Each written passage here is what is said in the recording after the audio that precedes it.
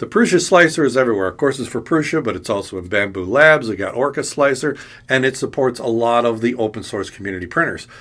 Cura Slicer seems to be falling behind. In fact, they now released a version 5.5 beta, and right in the release, it's kind of implying that they're going to rely on the open source community to help them keep up. I'll explain it all on today's Filament Friday. This video is sponsored by PCBWay. This video is also brought to you by the generous donations of my Patreon supporters.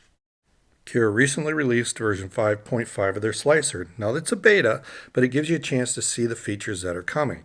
They're advertising higher print speeds, but I think it's mostly for their Ultimaker printers. They also announced that they're opening up the functionality for Cura for outside third-party developers, the people who make plugins. So now they'll be able to affect the functions within Cura, drop-down menus and things like that, to give it more features. As far as generic feature release, there's a duplicate and organized models, which is basically this grid placement option added to the multiply select model feature. And also they've added Control-C, Control-V, so you can just copy and paste a model that's on the bed. So as a baseline, let's look at Cura 5.4. If you click Multiply Selected, you can tell it how many more of the model you want, but there's no grid placement option in this window. I click OK, and there's an extra 15, there's 16 total, and they're scattered. There's no organization really to how this is laid out.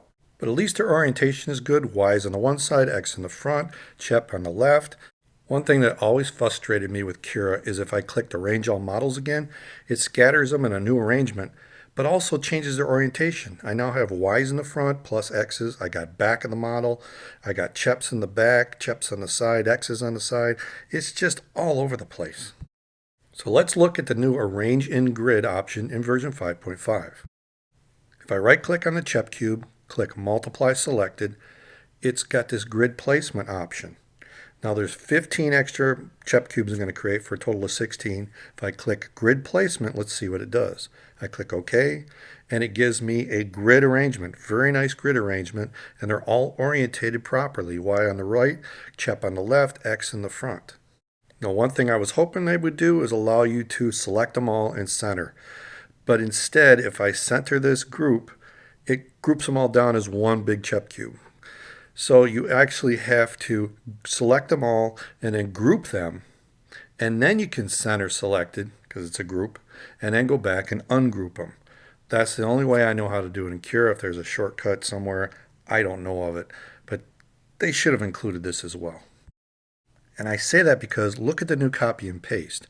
I just do a Control-C, Control-V, and then repeat the Control-V, and it's going to place CHEP cubes in a grid arrangement. If I do 15 extra for a total of 16, look at, they're all in the right placement and the same grid arrangement, and they're actually centered to the bed. So the copy and paste did the centering. Why couldn't the other one do it?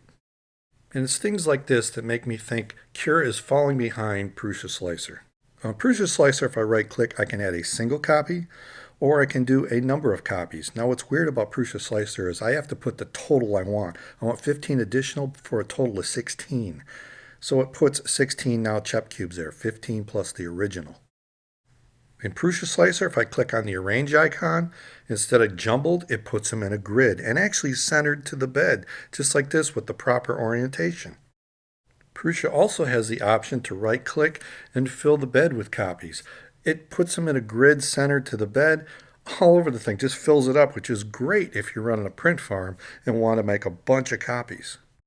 Prusa already has the copy-paste, Control-C, Control-V, so I can put a bunch of them on the bed, although it arranges them in this way, not as a grid like Cura did. Then you got to select them all, hit Arrange, and now they're in a grid pattern centered to the bed.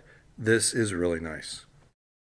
Now this is just one simple example of Cura playing catch-up to Prusa Slicer, but Prusa Slicer is constantly coming out with new features, and also they're talking about make it so you can design 3D prints inside the slicer and then slice them. So this is getting very, very competitive.